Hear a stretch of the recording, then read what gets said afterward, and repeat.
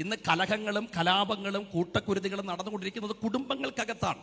കഴിഞ്ഞ ദിവസം നമ്മളെല്ലാം ഞെട്ടിച്ചു കളഞ്ഞൊരു സംഭവമാണ്. അഭാൻ എന്ന് പറയുന്ന 23-24 വയസ്സുള്ളൊരു ചെറുപ്പക്കാരൻ കൊന്നത് നാട്ടുകാരനെ അല്ല, നൊന്ത് പ്രസവിച്ച പെറ്റമ്മയെ കൊന്നുകളഞ്ഞു, ജനിപ്പിച്ച അതുപോലെ മുത്തശ്ശിയെ കൊന്നുകളഞ്ഞു, കൂടപ്പറപ്പിനെ കൊന്നുകളഞ്ഞു, സ്നേഹിച്ച പെണ്ണിനെ കൊന്നുകളഞ്ഞു.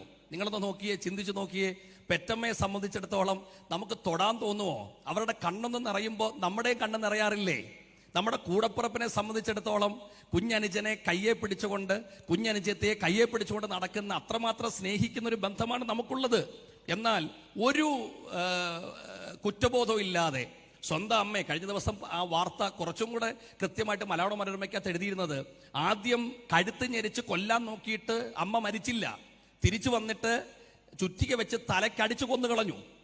ഞാൻ നേരത്തെ പറഞ്ഞതുപോലെ ലോകത്തിലെ ഏറ്റവും വലിയ സ്നേഹം പെറ്റമ്മയുടെ സ്നേഹമെന്നാണ് പറയുന്നത്. പക്ഷെ ശരണ്യ എന്ന് പറയുന്ന ഒരു യുവ സഹോദരി ചെയ്തൊരു പരിപാടി, സ്വന്തം കൊച്ചിനെ എറ്റുകല്ലിൽ എറ്റിക്കൊന്നു കളഞ്ഞു. അപ്പൊ അങ്ങനെയുള്ള ദാരുണമായ സംഭവങ്ങൾക്ക് നമ്മുടെ നാട് സാക്ഷ്യം വഹിക്കുമ്പോൾ ചിന്തിക്കുക, മൂല്യങ്ങൾ വിസ്മരിച്ചുകൊണ്ടുള്ളൊരു യാത്രയാണ് നമ്മുടെ സമൂഹം നടത്തിക്കൊണ്ടിരിക്കുന്നത്. ഇവിടെ പ്രായമുള്ള പ്രിയപ്പെട്ടവരൊക്കെ ഉണ്ട്. ഒരു 30 വർഷത്തിനപ്പുറം 40 വർഷത്തിനപ്പുറം നമ്മുടെ കുഞ്ഞുങ്ങൾക്ക് നമ്മൾ എപ്പോഴും പറഞ്ഞു കൊടുക്കുന്ന ഒരു കാര്യം, മാർക്ക് മേടിക്കുക, A+ മേടിക്കുക, റാങ്ക് മേടിക്കുക എന്നതിലപ്പുറം എന്തൊക്കെയൊക്കെയോ ഉണ്ട്.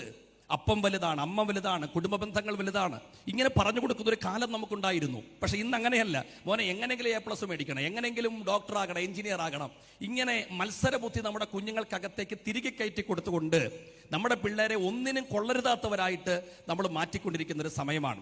പ്രത്യേകിച്ച് ഇന്ന് സിനിമകളൊക്കെ സ്വാധീനിക്കുന്ന സ്വാധീനം വലുതാണ്. ഒരു കാലത്ത് സിനിമയാണെങ്കിലും സീരിയലാണെങ്കിലും, കഴിഞ്ഞ ചില നാളുകൾക്ക് മുമ്പ് ഒരു പ്രമുഖ നടൻ പറയുകയുണ്ടായി, ഈ കുടുംബ ബന്ധങ്ങൾ തകർത്തതിനെല്ലാം പിന്നിൽ സീരിയലുകൾക്ക് സ്ഥാനമുണ്ടെന്ന്. അതിൻ്റെ പേരിൽ ഒരുപാട് പ്രതിഷേധങ്ങളൊക്കെ ഉണ്ടായെങ്കിലും സത്യമായൊരു കാര്യമാണ്.